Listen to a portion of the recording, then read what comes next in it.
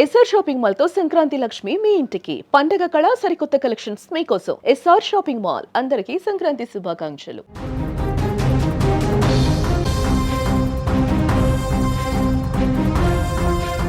మరొక బస్సు ప్రమాదం ఇప్పుడు తీవ్ర కలవరానికి గురి చేసింది. ఒకరు కాదు ఇద్దరు కాదు, ఈ బస్సు ప్రమాదంలో 12 మంది మృతి చెందారు. హిమాచల్ ప్రదేశ్లో జరిగినటువంటి ప్రమాదం తాలూకా దృశ్యాలు తీవ్ర భయాందోళనకు కలిగిస్తున్నాయి. హిమాచల్ ప్రదేశ్ అందమైన ప్రకృతికి నెలవు, కానీ ఆ అందమైన కొండల మాటున మృత్యువు ఇంత భయంకరంగా పొంచి ఉందని ఎవరు కూడా ఊహించలేదు. ఒక సాయంత్రం తమ గమ్యస్థానాలకు చేరుకోవాలన్న ఆశతో మొదలైన ప్రయాణం అనంత లోకాలకు దారితీసింది.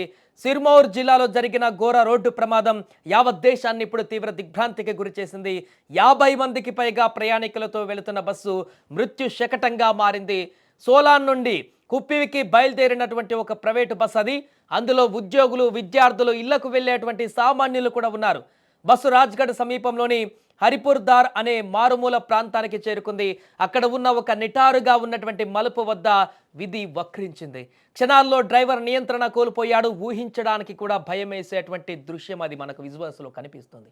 ఆ బస్సు రోడ్డు పక్కనే ఉన్న సుమారు 400 మీటర్ల లోతైన లోయలోకి దూసుకు వెళ్ళింది.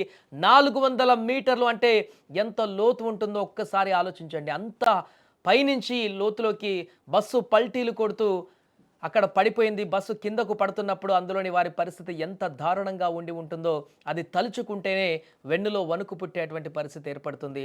లోయలో బస్సు పడినటువంటి శబ్దం, ప్రయాణికుల ఆహాకారాలు ఆ కొండలలో ప్రతిధ్వనించాయి. ఈ పెను విషాదంలో ఇప్పటి వరకు 12 మంది అమాయకులు ప్రాణాలు కోల్పోయారు. వారి కుటుంబాలలో తీరని విషాదాన్ని నింపారు. మరో 35 మంది తీవ్ర గాయాలతో ఆసుపత్రిలో మృత్యువుతో పోరాడుతున్నారు. అయితే కొండ ప్రాంతాలలో రోడ్లు ఇరుకుగా ఉండడం, రక్షణ గోడలు లేకపోవడంతో ఈ ప్రమాదానికి ప్రధాన కారణమన్నట్టుగా తెలుస్తుంది ప్రాథమికంగా. ఇక ఘటన పైన హిమాచల్ సీఎం సుఖ్విందర్ సింగ్ సుఖు తీవ్రంగా దిగ్భ్రాంతి వ్యక్తం చేశారు. మృతుల కుటుంబాలకు ప్రగాఢ సానుభూతి తెలియజేస్తూ క్షతగాత్రులకు మెరుగైన వైద్యం అందించాలని అధికారులను ఆదేశించారు.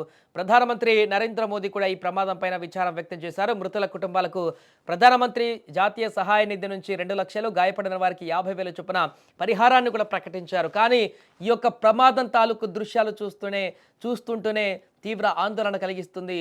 ఆ సమయంలో అందులో ఉన్నటువంటి ప్రయాణికులు ఎంత తల్లడిల్లిపోయి ఉంటారో, ఎంత అరుపులు పెట్టుంటారో, ఏ రకంగా ఇబ్బంది పడి ఉంటారో తెలుసుకుంటేనే చాలా గగుర్లు పెడుతుంది వాళ్ళంతా కూడా. 400 మీటర్ల డిస్టెన్స్ చూడండి. ఆ లోయ ఎక్కడో పైన ఉన్న రోడ్డు నుంచి ఎక్కడో కనిపిస్తున్నటువంటి ఆ డెప్త్లో అది పల్టీలు కొడుతూ తిరుగుతూ అక్కడికి వెళ్ళి పడిపోయినటువంటి దృశ్యాలైతే తీవ్ర ఆందోళన కలిగిస్తున్నాయి. అక్కడికి వెంటనే సహాయ చర్యల కోసం అటువైపు వెళ్తున్నటువంటి స్థానికులందరూ కూడా వెంటనే అక్కడికి లోపలికి దిగారు, పరిగెత్తుకుంటూ వెళ్ళిపోయారు. బస్సులో ఇంత దారుణమైనటువంటి ప్రమాదం జరిగిందే, ఎవరైనా తీవ్రమైనటువంటి దెబ్బలు తగులుకుంటే వాళ్ళని రక్షించడానికి అక్కడికి వెళ్ళారు. కానీ అప్పటికే 12 మంది పూర్తిగా బస్సు బోల్తా పడినటువంటి ఘటనలో పూర్తిగా ప్రాణాలను కోల్పోయారు. మిగతా వారి పరిస్థితి చాలా ఆందోళనకరంగా ఉంది. కాళ్ళు చేతులు పోడుగొట్టుకున్న వాళ్ళు కొందరైతే పూర్తిగా ఒళ్ళు నుజ్జునుజ్జైపోయినటువంటి పరిస్థితుల్లో ఉన్నవారు మరికొందరు ఉన్నారు.